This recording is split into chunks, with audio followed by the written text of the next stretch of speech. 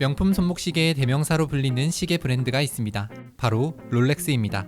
럭셔리 시계 전문 판매 사이트 워치파인드 앤코는 2020년 가장 많이 검색된 럭셔리 워치를 조사했는데 1위부터 4위까지 모두 롤렉스 모델이었다고 합니다. 롤렉스보다 비싼 손목시계 브랜드도 많이 있지만 왜 사람들은 롤렉스를 가장 많이 찾는 것일까? 그런데 사실 초창기 롤렉스의 성공에 가장 큰 영향을 준 것이 바로 전쟁이었다는 사실 아십니까? 브랜드 백과사전 롤렉스 1편 바로 시작하겠습니다.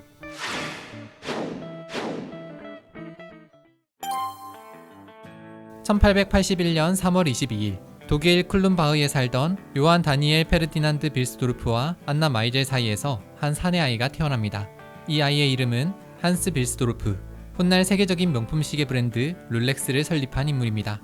한스에게는 형과 여동생이 하나 있었습니다. 아이들이 아주 어릴 때 어머니 안나가 세상을 떠나는 바람에 철물점을 운영하던 아버지 요한이 3남매를 길렀습니다. 하지만 한스가 12살이 되던 1893년 아버지 요한마저 갑자기 세상을 떠나게 되면서 한스 남매는 모두 고아가 되고 말았습니다. 다행히 한스의 삼촌이 한스 남매를 돌보게 되는데 그는 요한의 철물점 사업을 정리하여 얻은 재산으로 한스 남매를 독일 코브루크에 있는 명문 기숙학교에 입학시켰습니다. 그리고 그들이 성인이 될 때까지만 재산을 관리해줬다고 합니다. 실제로 한스는 훗날 자서전에 이렇게 기록했습니다.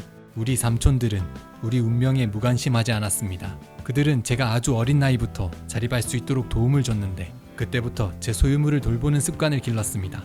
되돌아보면 이 시기가 제 성공의 밑거름이 되었다고 생각합니다. 그렇게 한스 남매는 기숙학교에서 우수한 교육을 받을 수 있었습니다. 특히 한스는 수학과 영어, 불어, 독어 등의 언어에 큰 관심을 보였다고 합니다. 한편 그는 기숙학교에서 한 스위스 사람을 알게 되었습니다. 그가 그 스위스 사람에게 정확히 어떤 영향을 받았는지는 알 수 없지만 기숙학교를 졸업하던 1900년 스위스 라쇼드퐁으로 이주하여 쿠노코르텐이라는 회사에 입사하게 됩니다. 쿠노코르텐은 스위스 회중시계 수출을 전문으로 하는 회사였는데 프랑스, 독일, 스위스에 있는 대부분 시계 공급업체의 제품을 다뤘으며 시계를 직접 제조하는 곳이기도 했습니다.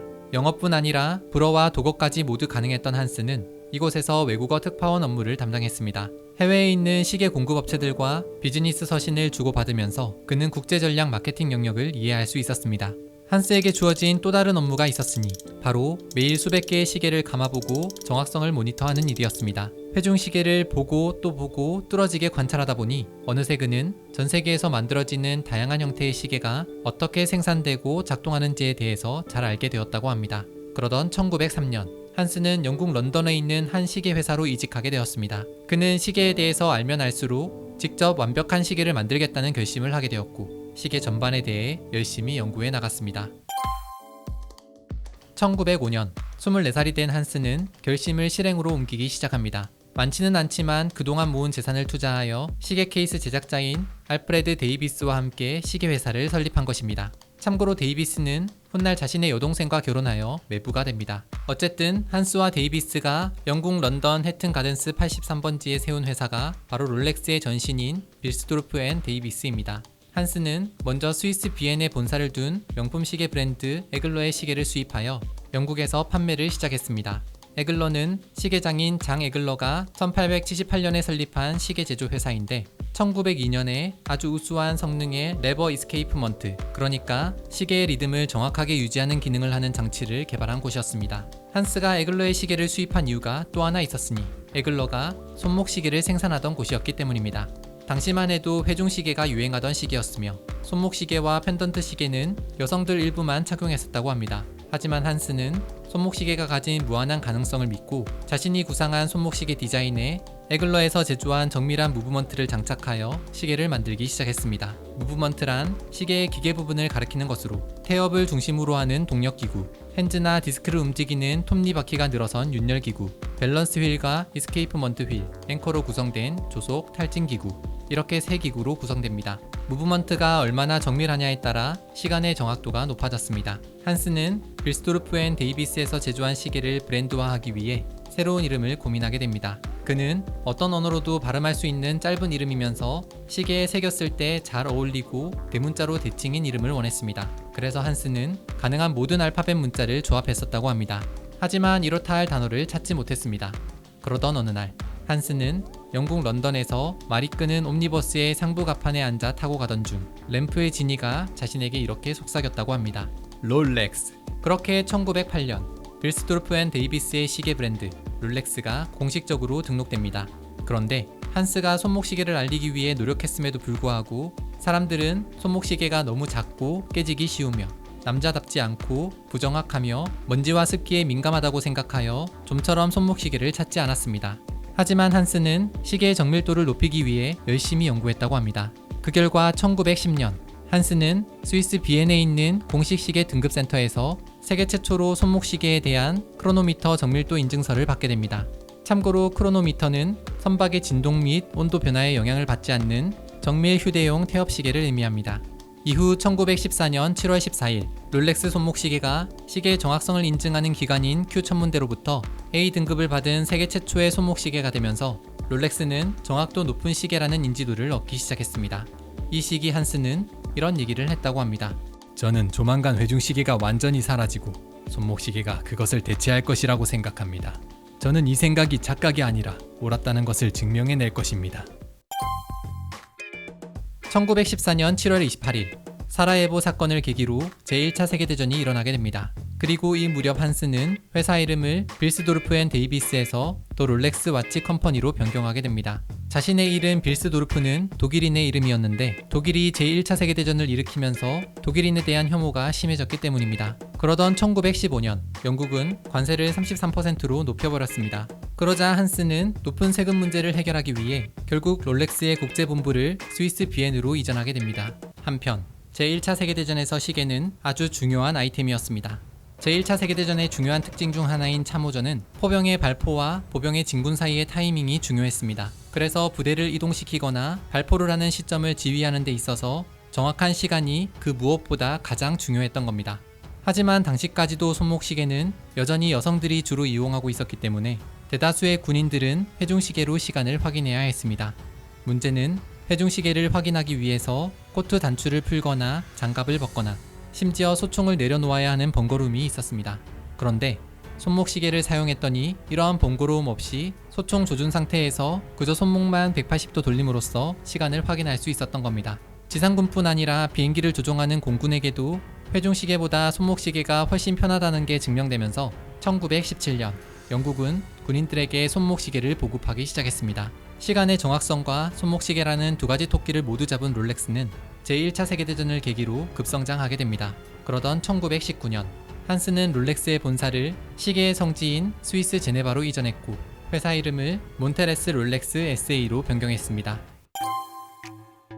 당시 모든 시계가 해결하지 못한 문제가 하나 있었으니 시계 문자판에 먼지가 끼거나 습기가 차는 것이었습니다. 일반적으로 시계는 크라운이라고 부르는 태엽 감기 나사를 돌려야만 시계의 동력을 축적할 수 있었는데 그 크라운의 틈으로 먼지와 습기가 들어간 것이었습니다. 한스는 이 문제를 해결하기 위해 고민하던 중 방수시계라는 아이디어가 떠올랐습니다. 그렇게 1922년 롤렉스 최초의 방수시계 서브마린이 출시됩니다. 아주 단순한 원리로 시계 위에 이중 케이스를 씌워서 방수 기능을 부여한 것이었습니다. 하지만 시계 크라운을 돌리기 위해서 외부 케이스를 열어야 하는 번거로움이 있었으며 열고 닫는 것을 반복함에 따라 케이스의 나사 부분이 마모되기도 했습니다. 이후 한스는 좀 더 발전된 형태의 방수시계를 연구한 끝에 시계 케이스에 이음새가 없도록 금속을 통째로 깎았으며 잠수함 해치처럼 크라운을 나사 형태로 2중 3중으로 잠글 수 있도록 디자인했습니다. 1926년 세계 최초로 방진 방수가 되는 신개념 시계 롤렉스 오이스터가 바로 그것입니다. 한스는 롤렉스 오이스터의 방진 방수 기능을 잘 홍보할 방법을 고민하던 중 재밌는 광고를 만들게 됩니다. 진짜 물고기가 있는 수조 속에 롤렉스 오이스터를 같이 넣어서 롤렉스 공식 판매점에서 전시한 것이었습니다. 실제로 이 광고는 많은 사람들의 흥미를 유발할 수 있었습니다. 그리고 1927년 10월 또 하나의 이벤트를 통해 롤렉스 오이스터는 그 기능을 인정받게 됩니다. 바로 영국의 수영선수 메르세데스 글라이츠가 영국 해협을 헤엄쳐 건널 때 롤렉스 오이스터를 목에 걸었던 것입니다. 비록 글라이츠는 영국 해협의 5분의 4 정도에서 도전을 끝내야 했지만 무려 10시간 동안이나 수영을 한 것이었습니다. 그리고 그 시간 동안 롤렉스 오이스터에 물이 새지 않았고 롤렉스는 이를 데일리 메일지 일면에 실어 적극적으로 광고했습니다. 이후 메르세데스 글라이츠는 1930년대까지 계속해서 브랜드 홍보대사로 활동했습니다. 참고로 이때까지만 해도 롤렉스는 영국과 스위스에서만 판매되었다고 합니다. 롤렉스 오이스터 덕분에 시계의 고질적인 문제였던 방수 문제가 해결되었지만 또 다른 귀찮음이 생겨났습니다. 앞서 설명했지만 당시 시계는 크라운이라고 부르는 태엽 감기 나사를 돌려서 시계의 동력을 만들어줘야 했는데 롤렉스 오이스터는 크라운을 감기 위해서 방수 방진을 위해 나사 형태로 만든 크라운을 푼 뒤 감아야 했습니다. 방수라는 장점을 얻었지만 기존 시계보다 크라운을 감는 공정이 하나 늘어났던 겁니다. 그러다 다시 꽉 조이는 것을 잊어버리게 되면 밀폐가 되지 않아서 먼지나 습기가 들어오는 문제가 발생했습니다. 또한 그렇게 풀고 조우기를 반복하다 보니 시간이 지남에 따라 부품이 마모되어 밀폐 성능이 현저히 떨어져서 교체해야 하는 상황이 발생했습니다. 한스는 어떻게 하면 밀폐 기능을 높일 수 있을까를 고민하는 대신 발상을 전환하여 자동으로 태엽을 감아주는 셀프 와인딩 시계를 개발하기로 결정했습니다. 그런데 사실 한스보다 무려 150년가량 먼저 셀프 와인딩 회중 시계를 개발했던 이가 있었습니다. 바로 스위스 시계 제작자였던 아브라함 루이 펠레레. 1777년 그는 시계 내부에 회전하는 추를 넣어 사용자가 걸을 때 중력에 의해 추가 회전하며 태엽을 감는 원리로 만들었습니다. 획기적인 아이디어이긴 했지만 당시 기술력으로는 효과가 미미했다고 합니다. 시간이 흘러 1923년 영국의 시계 제작자 존 하우드는 한스보다 먼저 셀프 와인딩 손목 시계를 개발했습니다. 존은 시소에서 노는 아이들을 보며 영감을 얻었다고 하는데 그의 시계는 회전하는 추와 무브먼트 아래쪽에 고정된 부분으로 구성되었습니다. 회전하는 추 양옆에 스프링 범퍼가 있어서 회전, 충돌, 반동을 이용하여 태엽을 감을 수 있는 힘을 높였습니다. 1923년 7월과 10월 존은 영국과 스위스에서 셀프 와인딩 기술에 대한 특허를 각각 얻었습니다. 하지만 시계가 성공하지 못했고 세계 대공황을 겪으며 회사는 망하게 됩니다. 이러한 상황에서 한스의 롤렉스 손목 시계가 셀프 와인딩 시스템에 도전장을 내민 것입니다. 롤렉스는 사용자의 움직임에 의해 반원형판이 360도 자유롭게 회전하면서 태엽을 감아주는 오토매틱 와인딩 메커니즘을 발명했는데 손목의 미세한 움직임까지도 감지하여 동력으로 변환시킬 수 있었습니다. 이 시스템은 영구적으로 자유롭게 회전하는 회전자라는 의미로 퍼페추얼 로터라고 이름 붙여졌습니다. 참고로 퍼페추얼 로터 시스템이 오늘날의 모든 현대식 오토매틱 시계의 뿌리가 되었다고 합니다. 그렇게 1931년 오이스터의 퍼페추얼 로터 시스템을 적용한 손목시계 롤렉스 오이스터 퍼페추얼이 출시됩니다. 롤렉스 오이스터 퍼페추얼은 태엽을 일일이 감을 필요가 없었기 때문에 편리했으며 자동으로 태엽이 계속 적절히 감기기 때문에 시계의 정밀성도 높아졌습니다. 또한 태엽을 감기 위해 크라운을 풀 필요가 없었기 때문에 방수 시스템의 마모를 막을 수 있었습니다. 말 그대로 롤렉스 오이스터 퍼페추얼은 워치메이킹에 혁명을 일으키게 됩니다. 데이트 저스트, 서브마리너, 익스플로러 등 다양한 롤렉스 모델의 이야기는 브랜드 백과사전 롤렉스 2편에서 계속됩니다.